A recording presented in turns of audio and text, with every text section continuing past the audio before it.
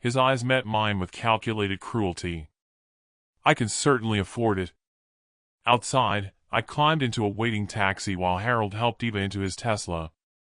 Through the rear window, I watched him kiss her forehead with tender possessiveness, his laughter carried across the evening air like a victory song. My fists were clenched tightly in my lap as the city lights blurred past me. Something was very, very wrong with Harold Kensington. I spent $20,000 on a family vacation to Hawaii, dreaming of happy moments with my loved ones. But at the airport, my son said, "I forgot to buy you a ticket. Just go home." They had planned to leave me behind like trash from the very beginning. 3 weeks later, they returned, their eyes widening when they saw a man in a suit standing next to me, because this man was ready to destroy their world. Before we continue, please subscribe to the channel and write in the comments what time it is where you are now. Dad, I have some bad news. Simon's voice cut through the terminal noise like a blade. I stopped mid-stride, my rolling suitcase bumping against my legs. The Hawaiian Airlines check-in counter stretched ahead of us, busy with families hauling oversized luggage and flower leis. "What kind of bad news?" I asked, though something in his tone already made my stomach clench. He wouldn't meet my eyes. Instead, he stared at the departure board, hands shoved deep in his pockets. "I forgot to buy your ticket." The words hung in the air like smoke. Around us, travelers rushed past, their excited chatter about beaches and luau's suddenly feeling like mockery. "You forgot?" My voice came out smaller than I intended. "Simon, we've been planning this vacation for 3 months." I know, he finally looked at me, but only briefly. There was just so much to coordinate, and with work being crazy. "I gave you $20,000. The number felt heavy on my tongue. "For all of us, the whole family." "Right. And we're grateful, Dad, really." Simon glanced at his watch, then toward the departure gates. "But the thing is, the flight's almost ready for boarding, and—" I was already moving toward the check-in counter, dragging my suitcase behind me. This was fixable. It had to be. "Excuse me," I called to the woman behind the counter. Her uniform was crisp, her smile professional. "I need to check what flights you have available to Honolulu today." "Certainly, sir." "What's the name on the reservation?"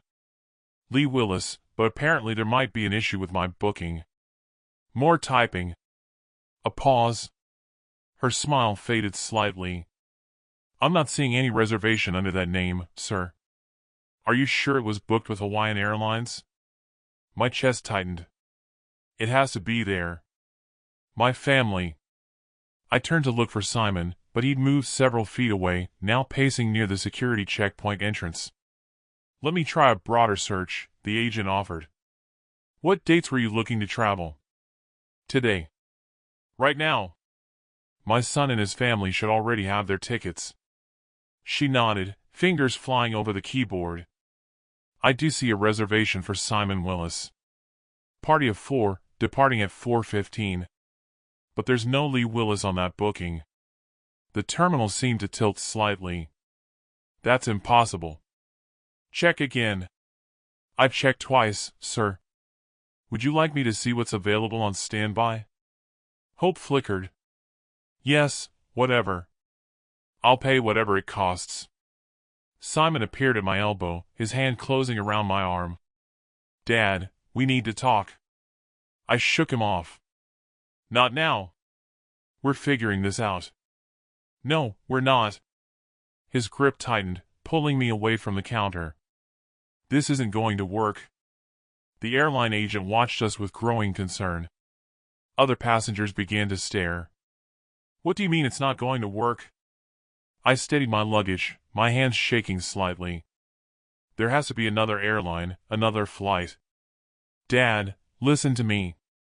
Simon's voice carried a sharp edge I'd never heard before. "The vacation is happening today, right now. My family is already through security, so we find another way to get me there." No, the word was flat, final. "We don't." The departure board flickered. The 4:15 Hawaiian flight now showed final boarding call in pulsing red letters.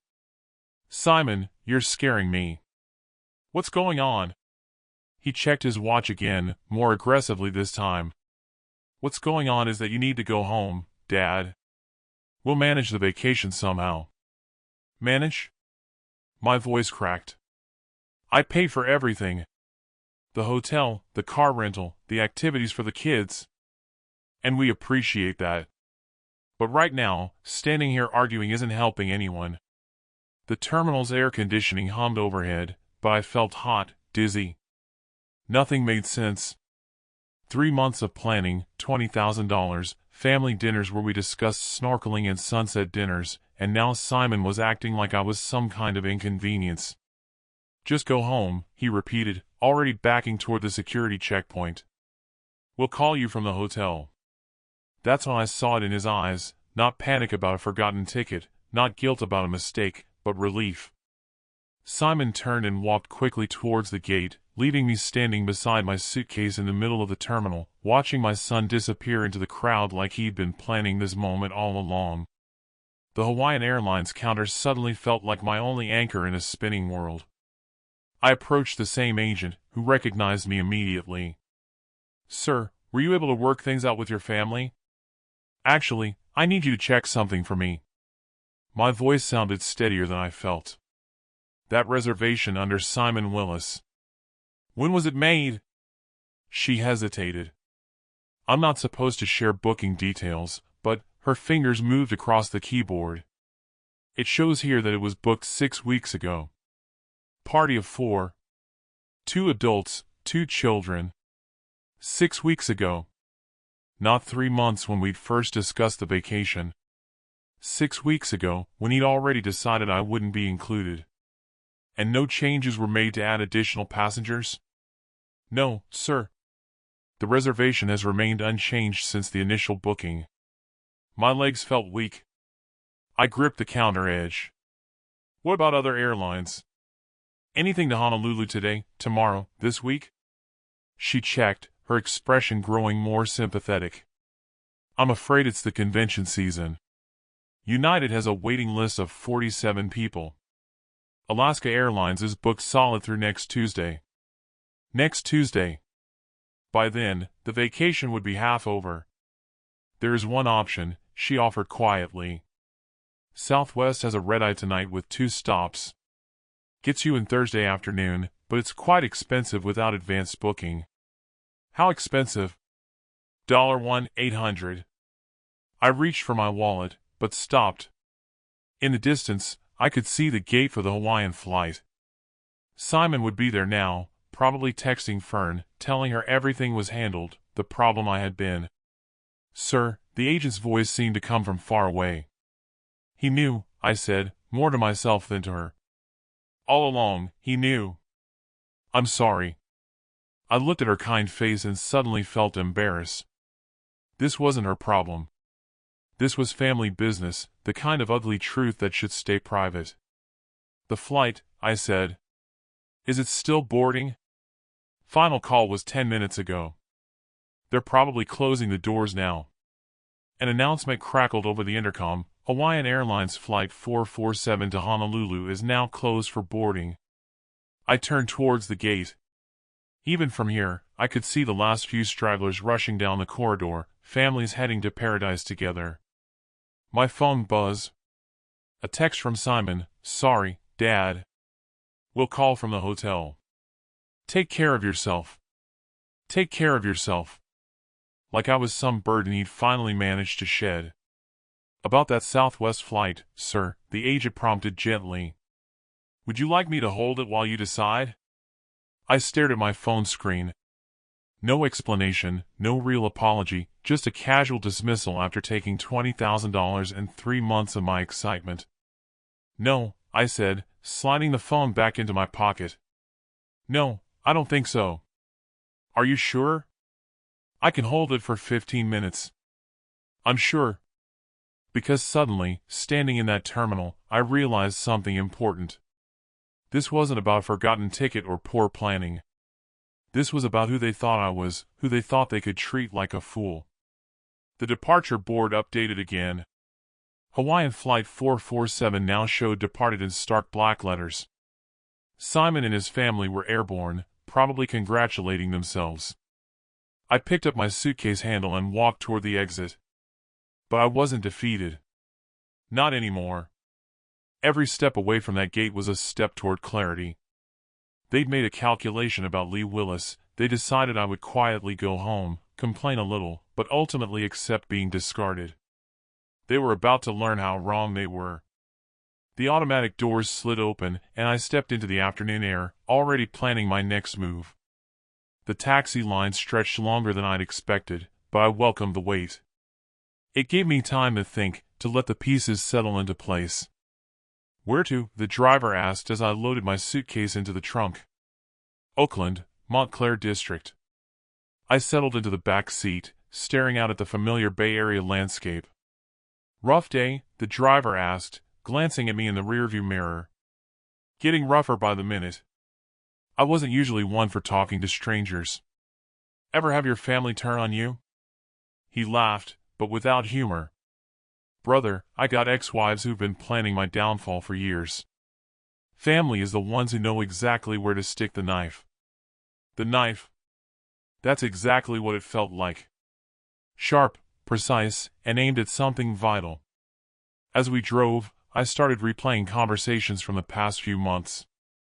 March, when I'd first mentioned the trip, Simon's immediate enthusiasm, "Dad, that's a great idea. Leave everything to me." April, when Fern suggested I might be more comfortable in a different hotel just in case the kids get too noisy. They'd been conditioning me to expect separation all along. "You know what the worst part is?" I said to the driver's reflection. "What's that?" "They thought I'd just take it. Roll over and play dead." "You planning to prove them wrong?" I watched the Bay Bridge approach. I'm 68 years old. I worked 43 years as an engineer. I raised a son who apparently thinks I'm some kind of fool. But I didn't survive this long by letting people walk over me. The driver chuckled. "Now you're talking sense." My phone buzzed again. Another text, this time from Fern. "So sorry about the mix-up, Dad. We'll bring you back something nice from Hawaii." Mix-up? Like it was some clerical error instead of a deliberate betrayal. I thought about the $20,000 I'd transferred to Simon's account 6 weeks ago. "Easier to book everything from one source," he'd said. How easily I trusted him, how completely I'd been played. But as we exited onto Highway 24, heading toward my empty house in the hills, something shifted inside me. The hurt was still there, but underneath it was something harder. They wanted to treat me like a doddering old man who could be discarded. They wanted to take my money and exclude me from my own grandchildren's vacation. Fine. But they were about to discover that this particular old man still had a few moves left. The taxi pulled into my driveway as the sun began to sink. The house looked exactly as I'd left it 3 hours ago. But I wasn't the same man who'd locked that front door with excitement and anticipation. "That'll be $47.50, the driver said. I handed him $60. "Keep the change, and thanks for the conversation." "Whatever you're planning," he said with a grin. "I hope they deserve it." As I watched his taillights disappear down the street, I pulled out my phone and scrolled to a number I hadn't called in months. Bruce Harland, my lawyer. If Simon wanted to play games with $20,000, we could certainly play games.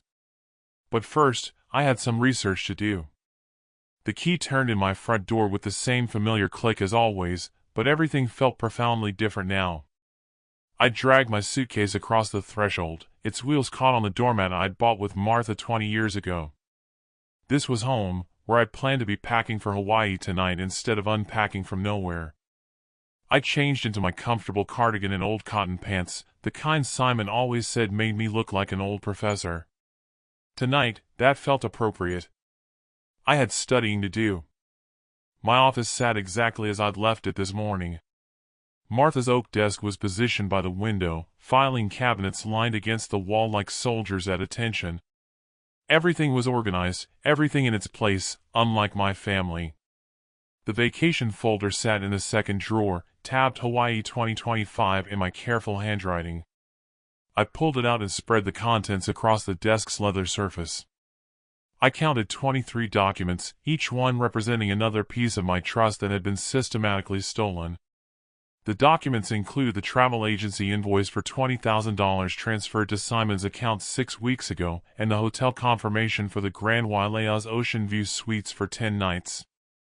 I counted the names on the reservation: Simon, Fern, Pearl, Sol, Mia, Ethan, and Martha Willis. Martha, my wife, who had been dead for 3 years.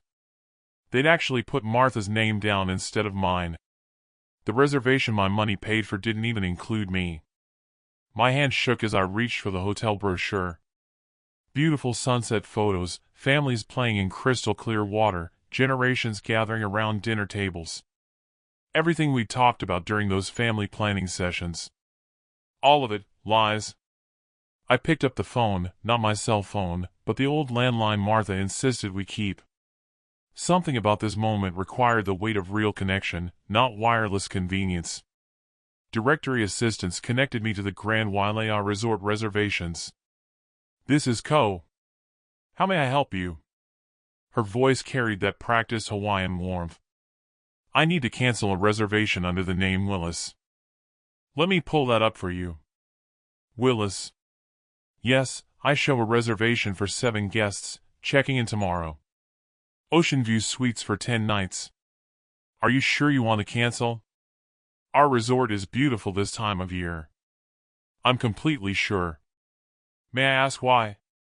"Perhaps I can offer alternatives." "Different room types, partial stays." "No alternatives." "Cancel everything." A pause.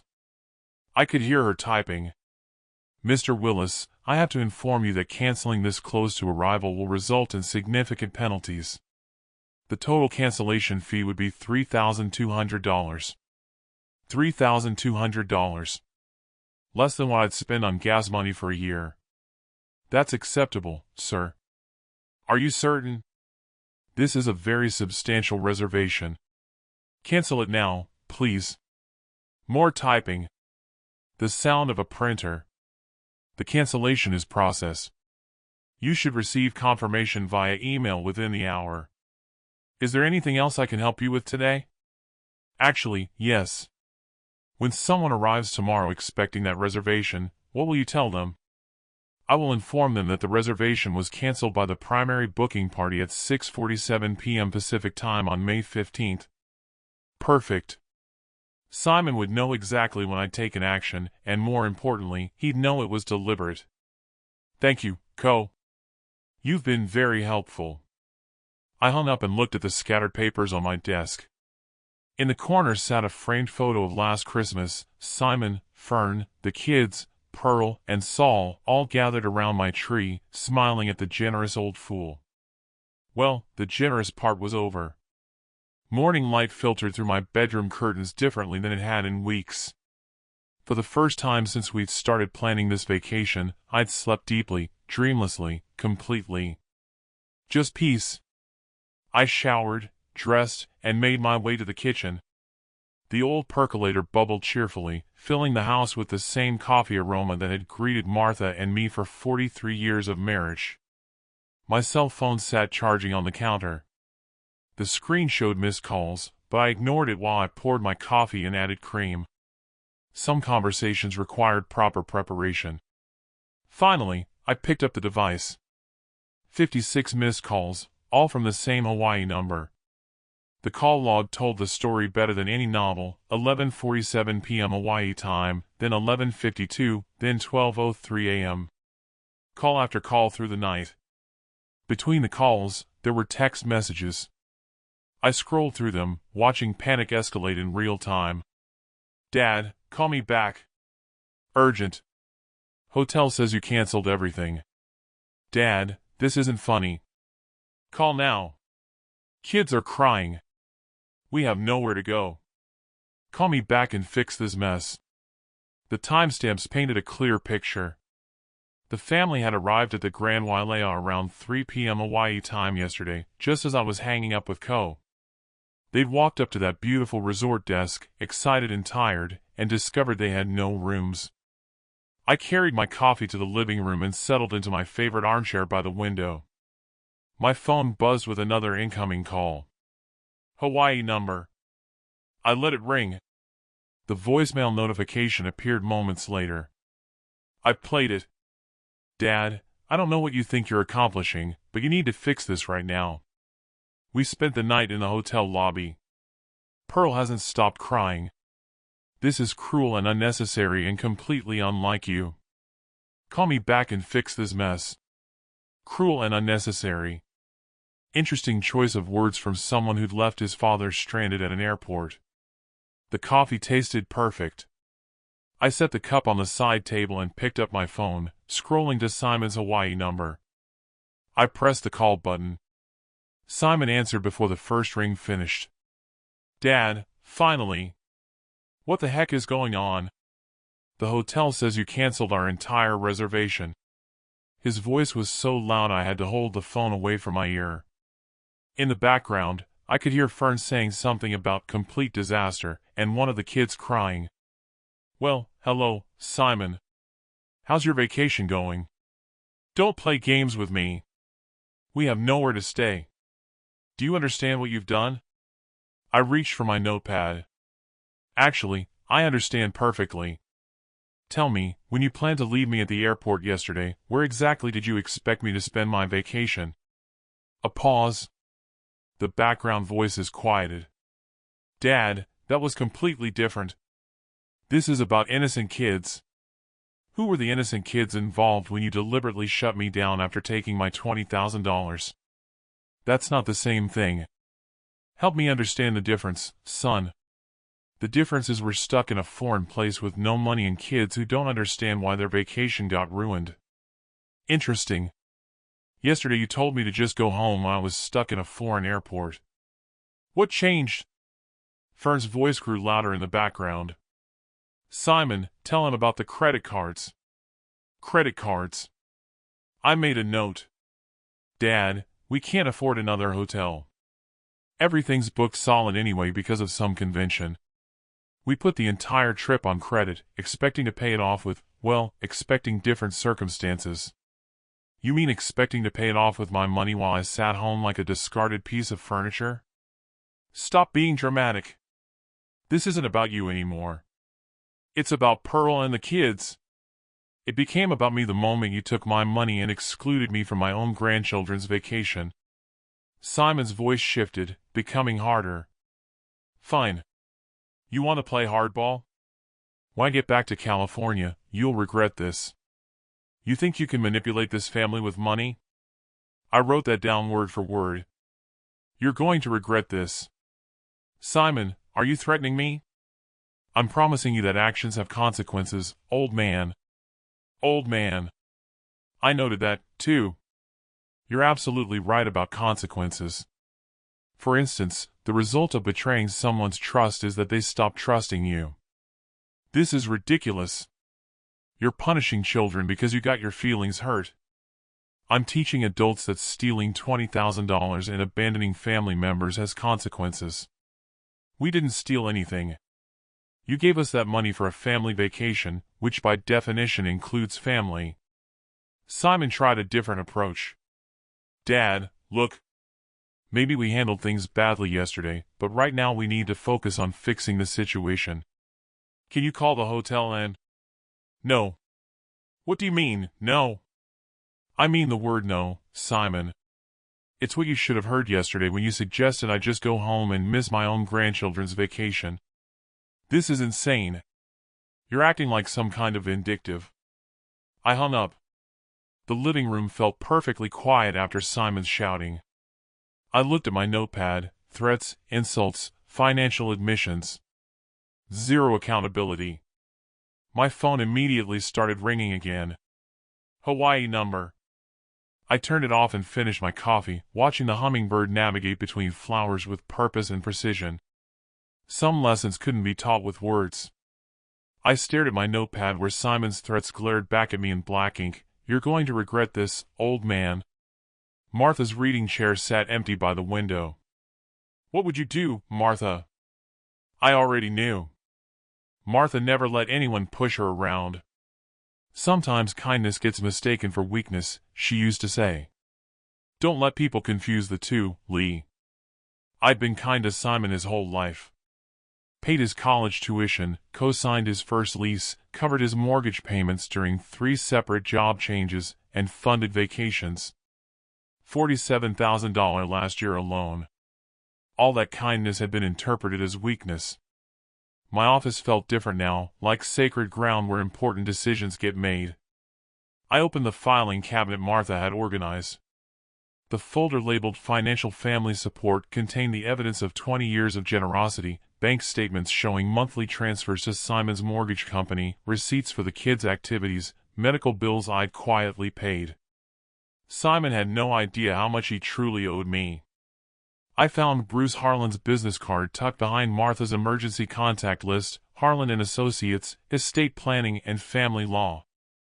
We'd worked together when Martha died, and Bruce understood the weight of family obligations. He also understood when those obligations became exploitation. My investment portfolio sat in the bottom drawer, statements showing the careful accumulation of 43 years in engineering. Real estate appreciation, retirement accounts, savings bonds. Simon had no idea how much he was about to lose. The afternoon sun slanted lower now. Somewhere in Hawaii, my son was probably still trying to figure out alternative accommodations, still convinced this was temporary frustration he could manipulate away with the right combination of guilt and intimidation. He was about to be surprised. He was about to learn the difference between temporary and permanent. I reached for the phone, Bruce's card steady in my other hand. The numbers felt significant as I dialed, like coordinates for a destination I'd been avoiding my whole life. Justice wasn't the same as revenge. Martha taught me that, too. Revenge was emotional, messy, ultimately unsatisfying. Justice was clean, proportional, educational. Simon wanted to play hardball. Perfect. I'd spent 4 decades in corporate negotiations with men who thought engineering degrees made you soft. None of them made that mistake twice. The phone rang once, twice. Bruce's receptionist answered with professional warmth, Harlan & Associates. How may I help you?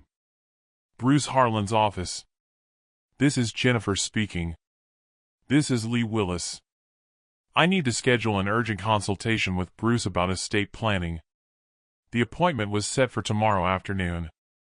I slept better that night than I had since this whole mess started, waking up refreshed and clear-headed for the drive to San Francisco.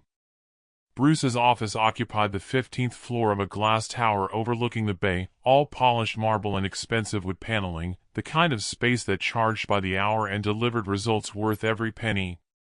Lee, come in. Bruce stood to greet me, his handshake firm and reassuring. I settled into the leather chair across from his mahogany desk and spread out my documentation like evidence in a trial, bank statements, receipts, threatening text messages, notes from yesterday's phone call. What's the situation? Bruce asked, reaching for a legal pad. My son has shown me who he really is. I need legal protection from his greed. The story came out methodically, the planned vacation, Simon's deliberate exclusion at the airport, the hotel cancellation, 56 desperate phone calls, and finally, those ugly threats. How long has this financial dependence been going on? 20 years, minimum. I have documentation going back to his first mortgage. And the threats were specific. I slid the notepad across his desk. You're going to regret this, old man. Actions have consequences. Bruce studied the notes, his expression growing more serious. Lee, this sounds like attempting financial coercion. In California, that's grounds for disinheritance with legal protection against challenges. Meaning? Meaning if you choose to modify your will, we can structure it to withstand any attempt by Simon to contest it in court. The relief felt physical. I want him completely excluded, I said. Everything I've built goes to organizations that will actually use it for good. Bruce opened his computer. Let me walk you through the options. We can establish a new will with charitable beneficiaries, including specific language about why Simon is excluded. For the next hour, we discuss details. The Oakland Children's Education Foundation would receive the bulk of my estate. Engineering scholarships at UC Berkeley would receive a substantial endowment. Local senior services, community development programs, veterans assistance, causes that mattered, run by people who understood stewardship. The documentation you've provided shows a clear pattern of financial exploitation, Bruce said, reviewing my bank statements. Combined with the threatening language, we have solid grounds for disinheritance. How long will this take? I can have documents ready for signature by next week. We'll need testimony, notarization, and I'd recommend a video recording of the signing to document your mental competency. Whatever it takes. Bruce leaned back in his chair. Lee, this is permanent. Once executed, this will fundamentally change your family relationships. They changed first, I said. I'm just making it official. And you're certain about this? No second thoughts about the grandsons? I thought about Mia and Ethan. The children will be better served by scholarship programs than by inheriting money their father will control. Bruce nodded, satisfied. Then let's proceed. I'll draft comprehensive documents excluding Simon entirely while protecting your wishes from legal challenge. I'll call you when everything's ready for signature. That week passed peacefully, filled with the kind of routine I'd neglected during months of vacation planning. No more checking my phone for updates from Simon. Just quiet, ordered days while Bruce prepared the legal documents that would change everything. Friday afternoon, my phone rang. Lee, the documents are ready. Can you come in Monday for the signing? Absolutely. Just to confirm, you're still committed to these changes? More than ever. Monday morning found me back in Bruce's office. The conference room held additional people, his secretary, Mrs. Chen, and a paralegal named David, sitting at the polished table with notary stamps and official forms arranged like surgical instruments. This is a formal execution, Bruce explained. Everything needs to be witnessed and notarized to prevent future challenges. The new will lay open before me, 23 pages of legal language that translated my anger into permanent consequences. Page after page detailed the exclusion of Simon Willis and the establishment of charitable trusts. Let me read the key provisions aloud, Bruce said, his voice carrying the gravity of legal ceremony. The testator, Lee Willis, being of sound mind and clear judgment, hereby excludes his son, Simon Willis, from all inheritance due to demonstrated financial exploitation and threatening behavior towards the testator. The words felt powerful. Final. Furthermore, the testator designates the following charitable organizations as primary beneficiaries. Bruce continued through the list. The Oakland Children's Education Foundation will receive $400,000. UC Berkeley's Engineering Scholarship Fund will receive $300,000, and so on.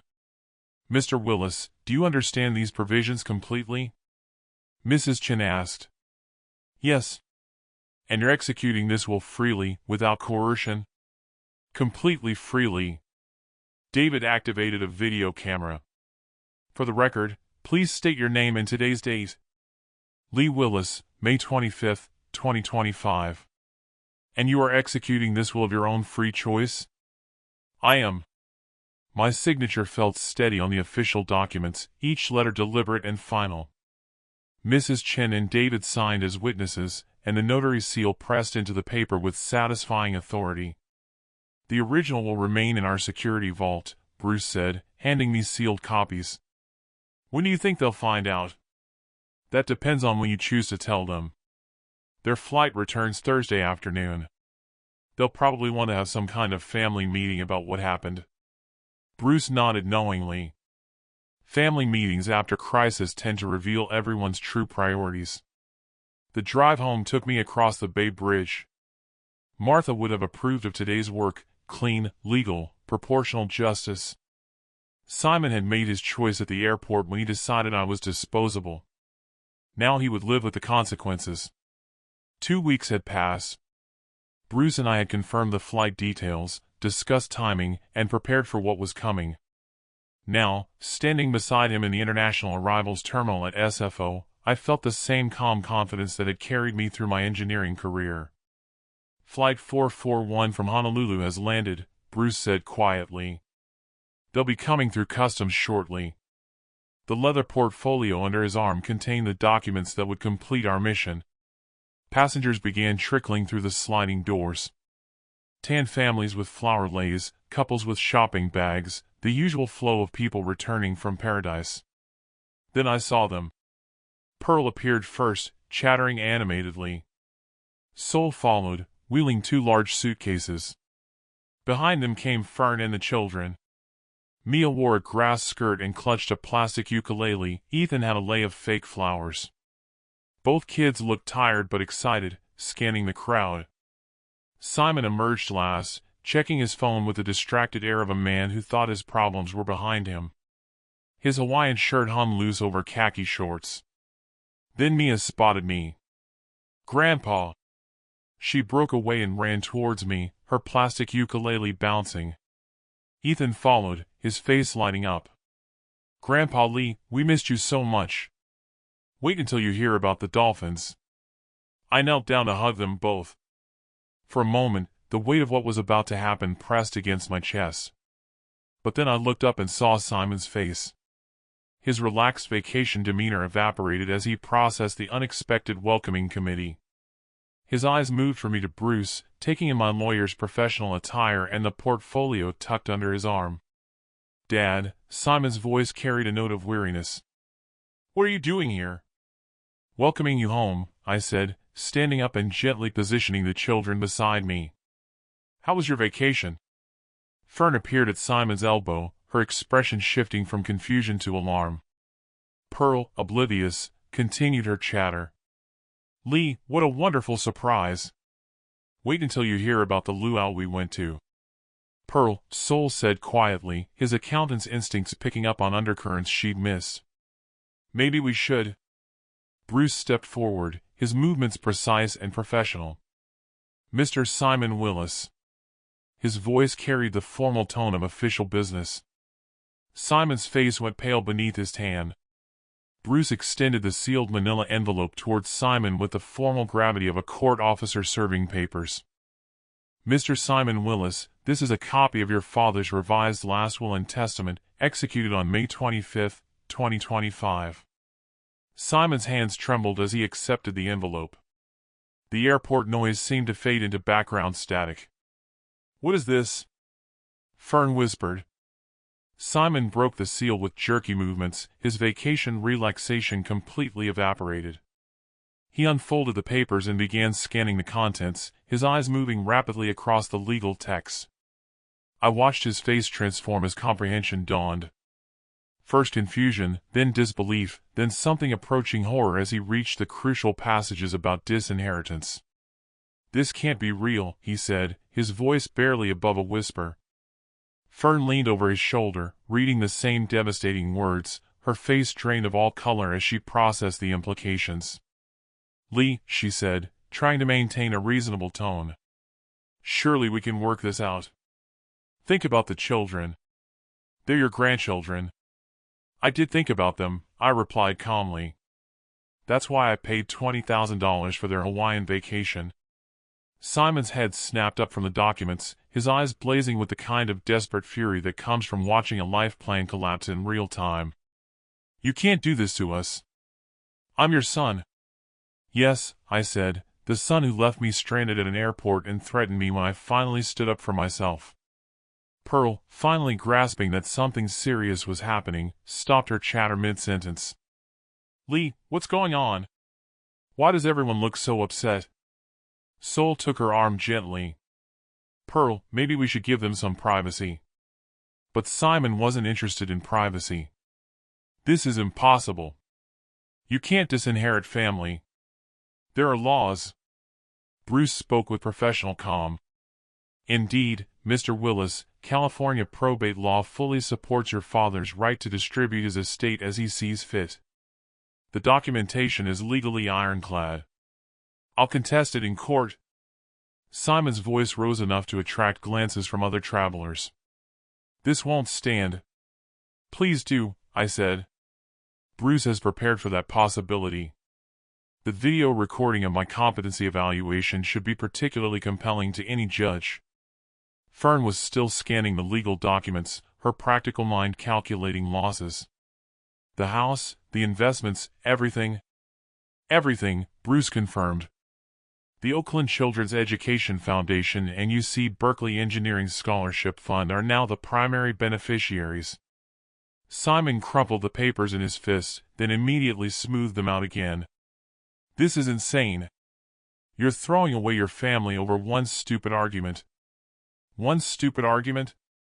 My voice remained level, but I felt Martha's spirit strengthen my resolve. Simon, you took $20,000 from me, excluded me from my own grandchildren's vacation, and threatened me when I objected. That's not an argument. That's betrayal. Mia tugged at my jacket. Grandpa, why is Daddy yelling? I looked down at her concerned face. Sometimes grown-ups make mistakes that have big consequences, I told her gently. Simon's desperation reached a new pitch. We'll get lawyers. We'll prove you were manipulated, that you're not thinking clearly. Bruce opened his own portfolio and handed Simon a business card. I'd be happy to provide documentation of your father's complete mental competency to any attorney you hire. Fair warning, frivolous litigation can be expensive. The family stood clustered around their luggage, the happy memories of Hawaiian beaches already overshadowed by this new reality. Sol, however, understood completely. Simon, he said quietly, maybe you should have thought about consequences before you acted. Simon whirled on his father-in-law. Don't lecture me. This affects all of us. No, I said firmly. This affects the people who robbed my trust. Your children are innocent. That's why I've established scholarship funds that will help children like them for generations. Bruce closed his portfolio with finality. Gentlemen, our business here is concluded. He turned toward the terminal exit, and I followed, leading Simon's family to process their new reality. Behind us, I could hear Simon's voice still trying to negotiate, still unable to accept that some consequences are permanent. The walk through SFO's corridors felt different than it had 3 weeks ago. Then, I dragged my suitcase through these same halls as a confused, abandoned old man. Now, I walked beside my attorney as someone who'd reclaimed his dignity through principled action. That went exactly as planned, Bruce finally said as we reached his car. Better, I replied. Simon revealed his true character perfectly. No judge will overturn a will after hearing those threats. The drive home took us across the Bay Bridge. You know they'll try to contest it, Bruce said. Let them. Every lawyer they hire will tell them the same thing you told me. The documentation is ironclad. Bruce pulled into my driveway. You did the hard work, Lee. Standing up for yourself took real courage. After his taillights disappeared, I unlocked my front door and stepped into the quiet sanctuary of my home. In the kitchen, I prepared a simple dinner. The evening light slanted through the dining room windows as I ate, illuminating the family photos on the mantelpiece. They were still family, but now I could look at them without feeling the sting of betrayal. I settled into my favorite armchair with my tea, looking out at the garden Martha had planted. The last few weeks had transformed me from victim to advocate, from someone who accepted mistreatment to someone who demanded justice. My phone sat on the side table, turned off since leaving the airport. No doubt Simon was trying to call. But some lessons can only be learned, never taught. The charitable organizations will receive my call tomorrow. The Oakland Children's Education Foundation, UC Berkeley's engineering school, my money would fund violin lessons for children whose parents worked multiple jobs, and pay for engineering textbooks for students who couldn't afford them. Real good in the world, instead of funding more vacations I'd be excluded from. The sun set behind Oakland's hills. Tomorrow would bring its challenges, but tonight, I sat in my own chair, surrounded by the quiet dignity of a man who'd reclaimed his self-respect. Martha's wisdom had guided me to this moment of peaceful resolution. Justice served, lessons learned, future secured. It was enough. It was perfect. It was finally completely mine. If you like this story, Please like this video, subscribe to the channel, and share your impressions of this story in the comments. To listen to the next story, click on the box on the right. Thank you for watching.